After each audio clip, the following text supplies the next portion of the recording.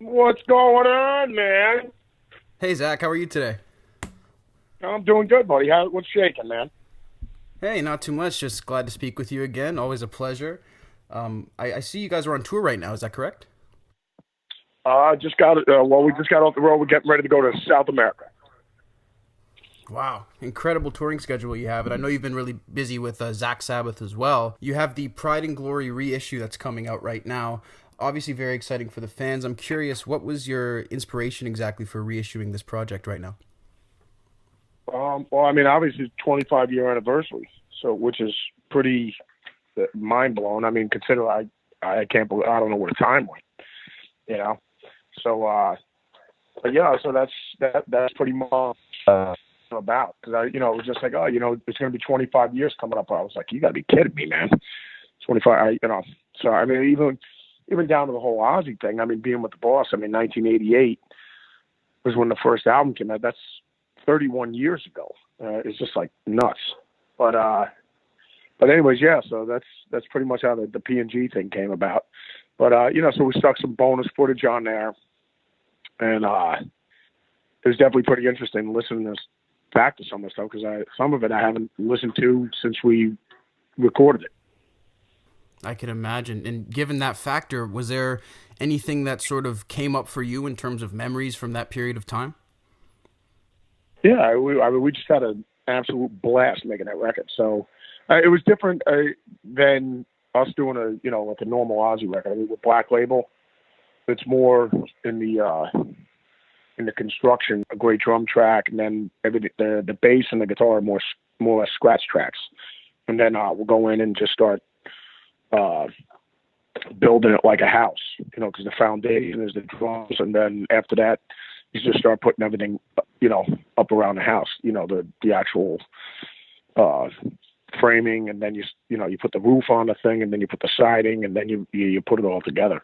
So it's more or less like that. Whereas with the P&G thing was in the mold of like Cream and Experience Hendrix. So there's definitely more three piece, like a power trio, and there's just more room for improv and stuff like that. But it was just like very few overdubs and things like that. It was just pretty much like a live.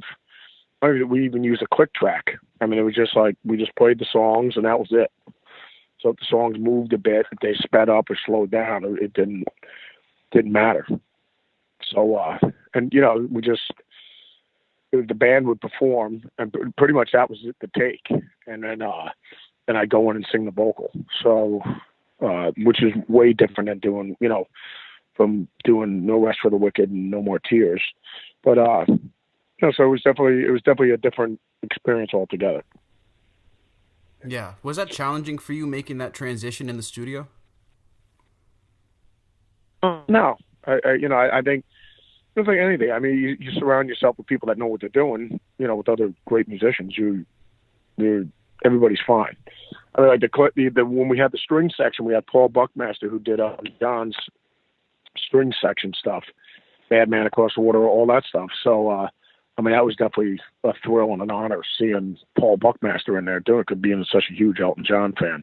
So when he did Sweet Jesus, Fading Away, and The Chosen One, uh, when they had the Seattle Symphony Orchestra came in, it was 17 pieces.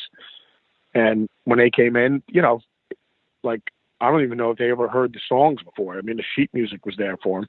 They came in, listened, and that was without a click track. So I mean, they had to listen to what a drum did when it would slow down or whatever. So I think they might have taken two passes at it, and that was it. They're like, all right, take a in and out, but that's because they know what they're doing. So I mean, when you got people that are pros at what they do, it just makes everything effortless. I can imagine that you would record with ease in a situation like that, and it would make the process a lot easier. Was there any sort of pushback, either in your circle in the music industry or in the world of metal, when you were sort of changing your sound? Because as you mentioned, you were sort of more with the rudiments of metal with Ozzy and the more traditional hard stuff. Well, I think, I mean, obviously, if I would have came out of the gate would have been Black Label Society. It would have been definitely a uh, much easier, uh, digestible, you know, batch of food to eat. But I mean, the whole thing is, you got to stay true to what you do. I mean, it's the only way you're ever going to excel and you're ever going to shine. So, I mean, at the time, the whole grunge thing was huge, and it was just, and we did the album up in Seattle. But I mean, no, I just made the record that I wanted to, that you write. I mean, I'm just saying, like I always tell, it's just, Zakk, do you have any advice for, my son and my daughter, because they're musicians? I would go, yeah, you got to play what you love. And that's that. I mean, so it doesn't matter. I mean, whether you're Bon Jovi or you're Pantera or you're Slayer or you're Stone Temple Pilots or anybody, but you just have to stay true to what you do. Like AC/DC, it doesn't matter whether punk rock was huge or whatever, AC/DC or Led Zeppelin, just make great Led Zeppelin records and just do you. I mean, it's just, because otherwise you're always a day late and a dollar short anyways. Because the movement that's been going on, whether it's, Bon Jovi's the biggest band in the world, and they're telling, all the record companies are telling Guns N' Roses, well, if you were more like Bon Jovi, it'd be easier for us to sell it. It's just like, but that's not who we are. This is what we do, and then it's just like, when Green Day comes out, they're telling Green Day they need to be more like the grunge guys. So, and like I said, every one of these bands didn't care what anybody thought. That's what you have to do. Yeah, exactly. You have to really put yourself out there and be authentic. It's true. And those are the people who really do lead the way in this world, I find at least.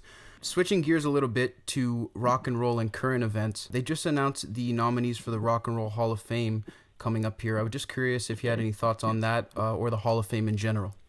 Yeah, I mean, I think it's great, with the Hall of Fame. I mean, in regards that, like, I think it's, I don't know why anybody gets butt hurt every year. I mean, I wonder if Eddie Van Halen's going to make the Guitar Hall of Fame. I wonder if Al Di Meola is going to make the Guitar Hall of Fame, or I wonder if Randy Rhoads is going to make the. We already know all these people are already in it, so right. It's just like, well, what do you think about putting so and so in this year? You go, yeah, Zakk, let's put them in. I mean, like, you can't put everybody in one year, because then there's no reason for us to like have a party next year. You know what I mean? Like Kiss is like nominated or something like that. Like the first year we did the Rock and Roll Hall of Fame, you could have put Kiss in there. Yeah, I mean, like, let's just look it off the top of our head. Like the first year, me and you were in charge. It's just like, all right, the Beatles, the Rolling Stones, Led Zeppelin, Black Sabbath, Fleetwood Mac. I mean, like, we could just keep going and going and going of every act that we wanted to. And you go, yeah, they definitely belong. I go, we already know this. I mean, but I go, if we put all 500 bands in, then like, what's the point in coming back next year? You know what I mean? So it's just like some suspense. Yeah, it's like the sitcom Hall of Fame. I wonder if like Seinfeld's going to get in, along with Cheers and along with Taxi and along with Everyone Loves Raymond and like all these like sitcom comedies. It's just like, we already know they're already in. Like this, but if we put them all in 1 year, then what's the point in coming back? No, I think it's just we already know everybody that's in there, but it's just like, well, who deserves to be, it's not even that they deserve to be in. Everybody already knows they're already in. I wonder if Elton John's ever going to make it in. I mean, it's kind of, but it's like kind of silly, man. I mean, like, how people get all upset about it. It's just like, no, like, you know what? Like, if he doesn't make it now, I'm sure, like, in 2 years from now or 10 years from now, they'll be in there. Like, who cares? Like, it's going to make a difference anyways. Like, now that, Jimi Hendrix is in the Guitar Hall of Fame, now it means he's really good. Right, but we have the same records. Exactly. I mean, it's just like, we already know he's awesome. So, whatever, man. I wonder if Led Zeppelin's ever going to make it. Exactly. Do you feel like other genres like pop and hip-hop belong in the Hall of Fame? Does that not bother you either? No, I mean, well, because it's just like, I think it's whoever, that I mean, if you had a board of peers of like, like rock guitar players voting for what other type of rock guitar players should be in there, or like, jazz guitar players voting for other jazz guitar players, it's just like, I think it's, it's the Rock and Roll Hall of Fame. It's basically the Music Hall of Fame. So, I mean, the whole thing is you have, whether you're a classical guitarist or you're Lady Gaga or you're Sam Cooke or Percy Sledge or you're Michael Bolton. I mean, it's whoever, you know, all these people I'm mentioning are great singers or great players. So, I mean, it's just kind of like, yeah, let's have them come in this year. It's just like, all right, cool. So Right. it's just, I just think it's a great way for everybody to get together and you honor all these other musicians. So, I mean, it's like, I just think it's kind of silly when people get all upset about like, it's like ridiculous. It's because like we already know all these great musicians belong in there. So if they're not in this year, they'll get in next year. Like everyone, like calm your tits. People get too wound up, eh? Yeah, it's like silly. I mean, we already know Judas Priest is awesome. We already know Deep Purple's great. It's just like, come on, stop. Yeah. I actually would agree with you there. It's sort of a made-up thing. I don't think it has that much importance. And moving on to Ozzy Osbourne, of course, you're in the group. Ozzy just released a update video on his social media for his fans. We were very happy to see him, and he announced that he has a new record coming out. Just curious, do you have any involvement in the new record? No, we didn't do anything on that. I mean, Oz was he was just jamming with some friends that he knows, and he's just like, hey, Zakk, I ended up tracking some of this stuff or whatever. I was like, oh, great, Oz.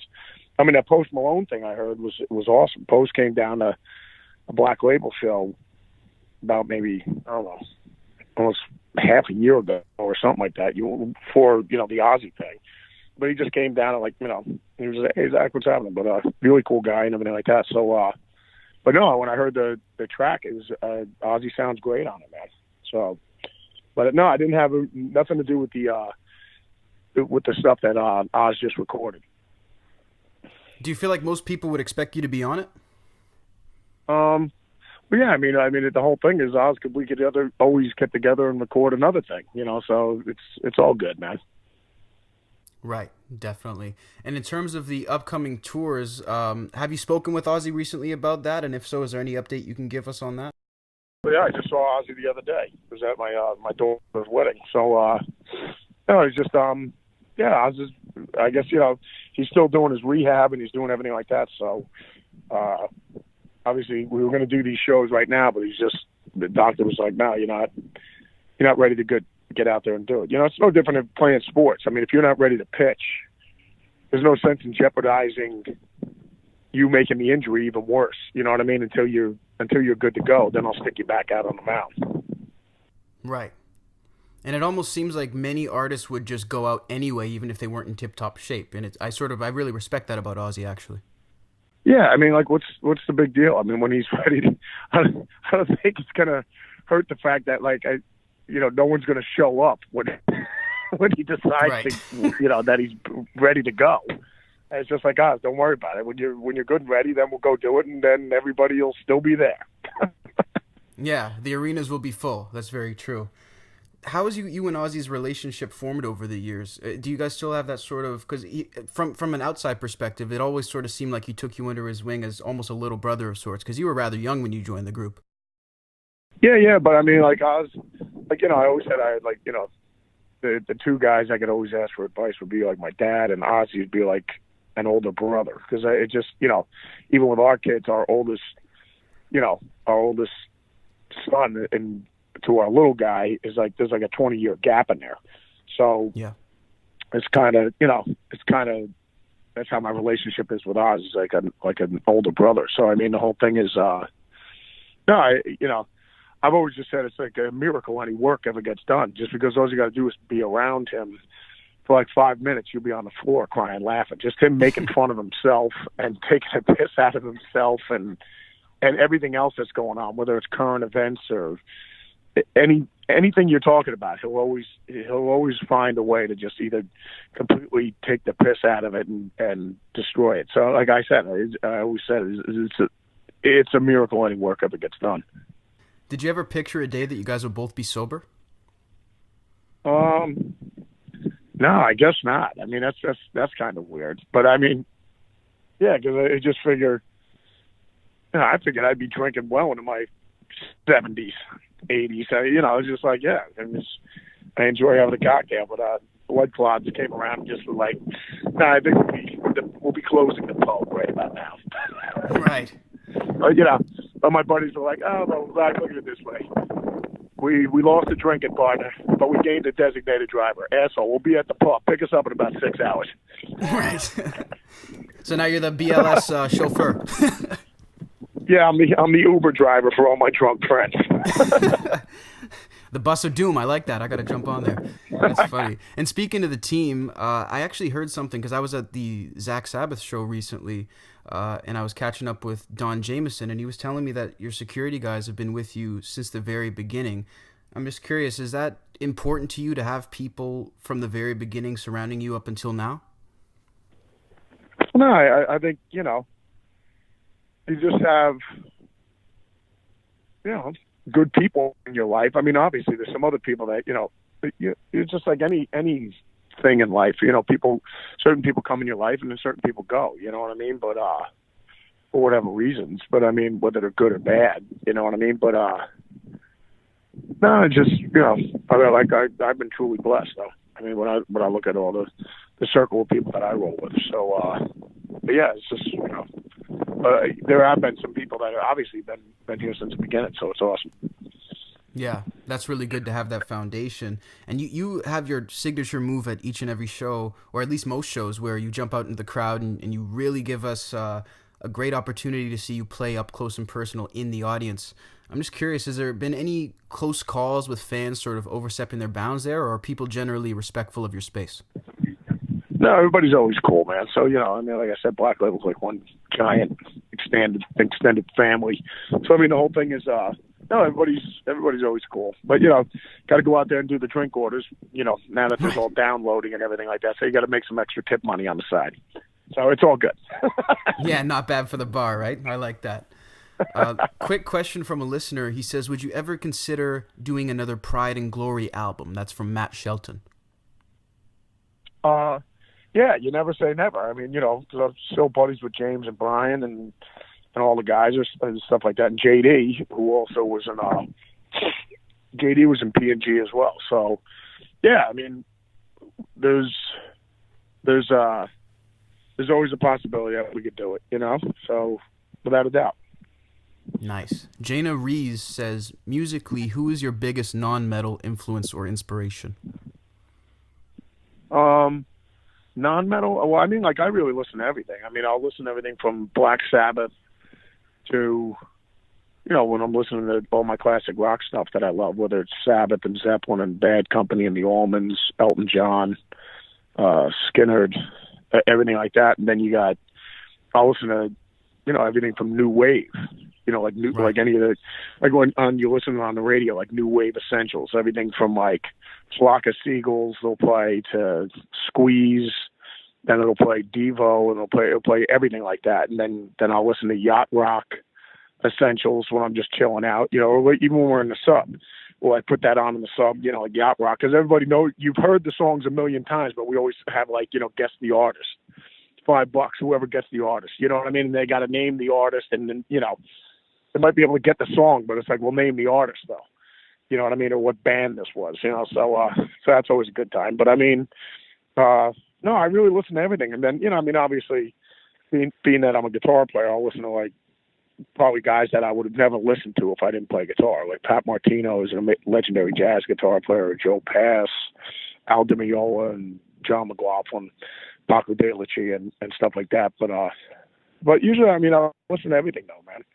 I mean, I could listen to, you know, you could hear Meshuggah, and then or Dimebag, I'll put St. Dime on, and then after that, I'll listen to Elton John. So, you know, I listen to everything. Yeah, I really like that. Very eclectic taste. I know we're out of time. Last question, really quick to wrap it up. There are rumors of Phil Anselmo, since you mentioned Dimebag, doing a Pantera set. A listener just wanted to know what your thoughts are on that, and if you would consider being involved. Oh, yeah. I mean, I always said when St. Vinny was still around and they were talking about it then, it was just, I mean, the way I always looked at it, it's a Pantera celebration and honor, you know, because I mean, every night I'm playing with Oz, we honor St. Rose. You know, I mean, I'm playing Randy stuff every night, and I'm blessed and honored to do it. So, and you know, basically we're paying tribute to Randy every night. So, you know, and keeping his music alive. So, I mean, if it was a form, if we got together and we ended up doing it, it would be like, I just look at it as like if Eric Clapton went out and was with Mitch and Noel and singing and playing Jimmy's songs. Yeah. And he's honoring Jimmy because that was his buddy. So, you know, I mean, no one's replacing anybody because no one's replacing Randy Rhoads ever. There's only, you know, he's one off. So just like no one's replacing Jimi Hendrix and no one's replacing Dine or Vinny. You know what I mean? So it's just like maybe, you know, Zeppelin going out. And I mean, if Jason's playing drums, no one's replacing his father. Mm-hmm. But what they're doing is celebrating his father's greatness and what he achieved and all the mountains he conquered and with Zeppelin. So, you know what I mean? So you're not, it's more of a tribute and a celebration than it is. You can't replace any of these people I'm talking about. I mean, they're all legendary guys. So, but, he's just celebrating all their achievements. That's all. I love that. That's a great outlook. Mr. Wylde, thank you so much for your time. And thank you for all the great music through the years. You're an absolute legend, and I can't wait to see you live in concert again. You got it, my brother. It was great talking to you, buddy. Thank you. Take care. Take care, brother.